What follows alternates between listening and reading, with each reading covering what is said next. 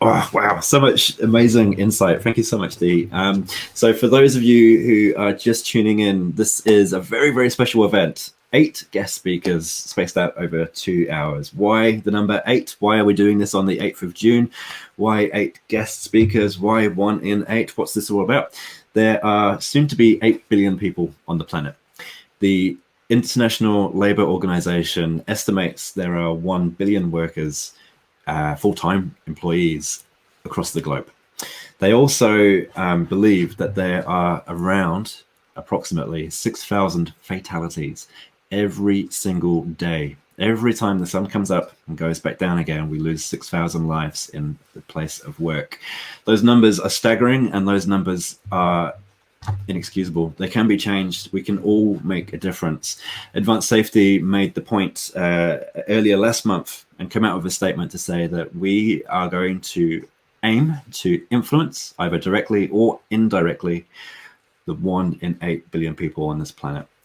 Through the messaging, through the services that we provide, through the free events that we do, by getting subject matter experts from a broad range of industries to help you become the effective and, most importantly, amazing leaders that your businesses and your leadership teams and your teammates need today and into the future. So we have got through some amazing guests already. We are soon to be joined by my good friend Paul Duggan, who will give us some insight from the local level as to what's going on the ground, and also a little bit more about what's happening in the Canterbury region. So without further ado, I'd like to introduce Paul Duggan. Paul, welcome. Yeah, thanks, Matt. Hello, everybody. How are you? I'm good. And yourself? Yeah, really good. Really good, thank you. Yeah, the caffeine's starting to wear off a wee bit now, but I'm okay. Who knew a 2-hour live event would be so tiring? But no, I'm doing good. Doing good. It would be. It's made easy when I get to speak to some great speakers, and you, my friend, are certainly up there with them. So, Paul, perhaps before I start rattling off, would you like to introduce yourself and let us know a little bit about yourself? Well, I'm the general manager of the Canterbury Safety Charter. So that's an organisation, a not-for-profit incorporated society, and we promote good health and safety practice primarily in the construction industry, though we are spreading out into aligned industries. So the charter arose out of the Canterbury earthquakes, and there was a realisation that there was a large amount of demolition and construction that was going to happen, and obviously there was the potential for some loss of life, and the modelling that was done predicted that sort of 2 or 3 lives could be lost over the course of the rebuild, and this was unacceptable to the people in it. So it was industry driven. So the big players in the construction industry got together and said, how can we improve health and safety outcomes across the board? And the charter was formed. So in the early days, it was the big construction companies plus WorkSafe and ACC came together, and people could join the charter, and they made 10 commitments around health and safety that they would attempt to improve on and work on. And to that extent, it was very, very successful, that nobody died during the rebuild or the demolition of Canterbury in that time. And I think Canterbury leads the statistics in terms of the WorkSafe stuff, the data they collect and put on their website. Canterbury is well below the national mean in every category. So I think the legacy of the charter is there. But sort of fast forward, almost 10 years from the earthquakes now, and the rebuild has come and gone, but the charter still exists. So there's still a need for an organisation like us to promote health and safety within the construction industry, because the reality is there's still too much injury, too many accidents, and I guess deaths as well. That broadly speaking, there's 10% of the workforce is in construction, but 16% of the accidents occur in construction. So there's a disproportionate amount there, and that's what we're here to try and, like you, to do something about. Yeah, absolutely. No, thank you. That's a really great summary of what the charter's been all about. I mean, you reminded me of some of those stats back in the early days. I was that's really where I cut my teeth in health and safety, was during the Christchurch recovery program, the residential sector, sitting in halls with hundreds, if not thousands, of contractors being addressed by the regulator at the time, MB, Fletcher, Hawkins, Arrow, all these different organizations, all telling us how it was going to be managed, which then came together and eventually formulated as the Canterbury Safety Charter, and the success that the initiative has been to date, really, by turning the tide and simply refusing to accept that those statistics were going to be part and parcel of the recovery project. So it was a massive success, and continues to be a beacon of hope, I think, on a national, if not international level. So the charter continues. One thing that I think that many people may not be aware about with the charter is its subcommittees. So perhaps could you shine some light on what the subcommittees are and what they do? Yeah, one of the strengths of the charter overall is the vertical nature of the charter. So we have, the top people in the organisation all the way down to workers represented in our membership, and also the horizontal nature, that we get groups together who are at the same level, if you like, on a health and safety, and that's the role of the committee. So we have a health and safety leaders committee, which is primarily health and safety reps and also health and safety practitioners, so your health and safety advisors, the managers. And we run events which are targeted to those people. We've done a lot of work with WorkSafe on health and safety reps and how we can better utilize them in the workforce, for better outcomes, because they are an underutilized and probably misunderstood source. And at the other end of the scale, we also have a big, what's called the professional services working group, who are the architects, engineers, designers, and they are primarily focused with health and safety by design. So how can we use design to influence outcomes at the coalface? And so basically it's covered this way and it's covered that way. So the charter, and those are great strengths. So you can be in a room having a conversation with somebody, who's the CEO or the boss of an organization and talking to them about health and safety, or you can be in a group, all horizontally and having similar discussions about the challenges you face in your position at your level. So that's one of the strengths that we have.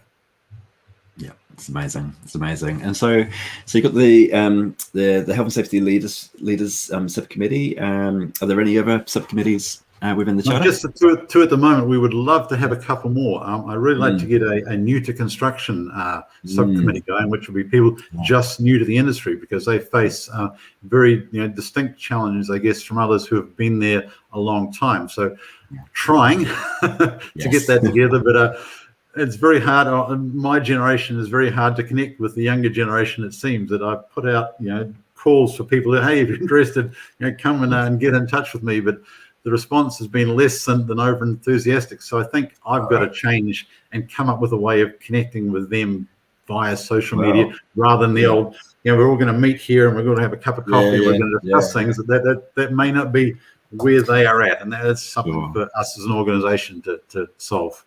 Yeah, for sure. Well, look, I'm going to just stick this banner up here so it will go across the screen as we talk, because I reckon that's a challenge to the New Zealand health and safety professional community as well, is that getting involved in the charter here in Canterbury, and if you can find similar outlets in your regions, is just getting involved in the local events that are taking place. Here in Canterbury, at least, are extremely valuable, bringing some subject matter experts and people out in the field who are directly involved not only in the health and safety space but in effective leadership spaces as well. And I mean, I've been part of and followed the charter since day one. I think I've signed the membership boards probably on about 3 different occasions based on whatever company I happen to be working for at the time. And so I know the value that the charter continues to bring, and and that's perhaps one of the reasons why I'm part of the board team, is because I know how much of a positive impact that it has and continues to make. Now I know we've got the GM or the AGM coming up soon, Paul. Yes. So what's the dates? What's the times on that one? It's the 29th of June, 5:30 p.m. at the Hornby Working Men's Club. So the AGM itself, I think we broke the world record last year, and the outgoing chairman did it in 7 minutes, I think. But I'm told this year that the board chair might try and extend that a little bit out to 10 minutes if we're lucky. But then we have Dr. David Williams, who's going to basically who spent a lot of time at Fonterra at Capital Projects. They had a couple of deaths in a very short period of time, and so the general management of Capital Projects got David in, who was a PhD student at the time. I think he finished his PhD while this went on, and he went undercover just to find out exactly what the safety culture was in the organisation, and he was able to develop a whole lot of recommendations that, if you look where they are at now, they've had no fatalities, no serious injuries. They don't even track lost time injuries anymore, I think, because they're so insignificant in terms of their overall structure. So David's going to talk about changing organizational capability, I guess, where organizations are health and safety wise at the moment, and how to get to the next level. There's 4 distinct stages you have to go through. If you're familiar with Piaget's child development model, that you can't get from one level until you've gone to this level, and then you move to the next and the next. And it's same of true of organizations and their health and safety culture. And so he can basically describe, this is what it looks like if you're at this level, and this is what each people have to do in order to get you to the next level, and so on. So I think it's valuable for anybody who might be curious about where their organization sits on that spectrum, and how to improve outcomes by improving the organizational culture. Yeah, I mean, that is so timely, where I'm having conversations with business leaders, health and safety managers around culture at the moment, and trying to define what good culture looks like. It can actually be quite challenging. So that sounds like a perfect approach and a perfect systematic way in which to not only identify what good looks like, but also to help put them on the map to be able to determine where they are currently on that roadmap, and then giving them some actionable advice as to how to actually put it into practice. So that sounds like an excellent event. So sorry, can you remind me, when is that taking place? That's June the 29th, 5:30 p.m. at the Hornby Working Men's Club. Amazing. So just go onto the charter website, and you can find out information about that. So canterburysafetycharter.co.nz, I believe. .org, sorry. Well, I knew that was wrong. So get onto the website. Also, we'll be sharing the event on the NZHSP Facebook page and LinkedIn pages as well. Gosh, really awesome example of how the charter continues to produce amazing stuff. I don't know, also in the background, there's lots of projects and lots of bits and pieces going on. I know we can't talk about some of the newly emerging projects because they are just fresh off the press, but that will be coming up in the near future. But perhaps on some of the projects of the past, Paul, is there any of the projects that the Charter's done? Well, the big one we're working on at the moment, and it is a work in progress, is looking at integrating health and safety into BIM. So BIM is building information modeling. For those of you that are not familiar with it, it's basically where you build a computer model of the construction project, and it represents a single source of truth. So the architects, the designers can work on this, then they pass over to the engineers. They can do all this work on the model, and then you have a 3D visualization of the building, but also different stages. And this basically has the ability in terms of, you can incorporate health and safety information into that model. So as well as doing all your health and safety by design as an engineer, which you're required to do, so basically designing systems to be built safely, to be able to be maintained safely, you can also tag information around when it's during construction. These are the high risk areas. Here are some of the risks associated with that. So BIM is basically a very powerful collaboration and communication tool. So you can get not only the architects and the designers, the engineers in the room, but you can get the main contractor and the subcontractors in, and you can look at the whole construction process, and you can identify the risks all throughout that and tag them into the model. And then once you've done that, the workers can come in and access the model and be able to see a visualization of the risks rather than having a plan or a piece of paper. So visualization is a far more powerful learning tool than any other. And so if you have a construction industry with low literacy levels or English as a second language, which we do, then this is a great way to communicate and manage risk. And so that's a really exciting one we're working on. And I think it could revolutionize the way that health and safety is managed and communicated through the BIM model. And for me, I mean, this started about a year ago. I had a conversation with the outgoing board chair, Rob Sloan, who is a residential builder. And he said, wouldn't it be great if we could have health and safety in a BIM model? And I sort of nodded my head stage and thought, yeah, Rob, great idea. So I went back to the office and Googled, what is BIM? And that's where the journey has started. And it is coming. I mean, it's here now. So in the last 6 years, BIM use has doubled in construction in New Zealand from 34% to 68%. And that trend's only going to continue. And so all government projects over $5 million now, BIM is mandated.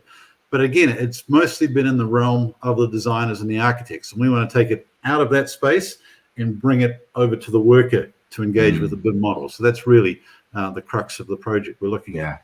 That's so exciting. And again, like you, I heard those 3 letters during a conversation a couple of years ago now, and I was nodding at the time going, yep, I know exactly what you're talking about, and thinking, crikey, I better rush and find out what that is about. I got immediately very excited about it, but didn't know where to turn or even where to start. So I think that project is going to be invaluable. I also think, if anything, it naturally complements what many of the guest speakers so far have talked about, the idea of keeping it simple, engaging, and having input from the workers on the ground, ensuring that each of the various parties involved in a shared project are actually sharing the known risks, hazards, and how to manage those. It just goes hand in hand. And also, it's the whole collaboration idea that you're stronger together, and more people that can contribute at the earlier stage. I mean, it's the hierarchy of controls. The more you can do in the planning stage, the more effective you are, and the cheaper it is. So it's a win-win on so many levels. Absolutely. Paul, this has been really, really insightful. Thank you so much for your time with us. You're welcome, Matt. Thank you. Bit of a lightning kind of. It's almost like speed dating. But no, look, this has been really, really good. People would want to know more. Make sure you check out the CanterburySafetyCharter.org. You also find links to the AGM event that we just spoke to on the New Zealand Health and Safety Professionals Facebook and LinkedIn page in the very near future. So, Paul, have a wonderful day. I'll see you very soon. And thanks, Matt. Speak soon. See you later. Take care. Thank you very much. Bye-bye.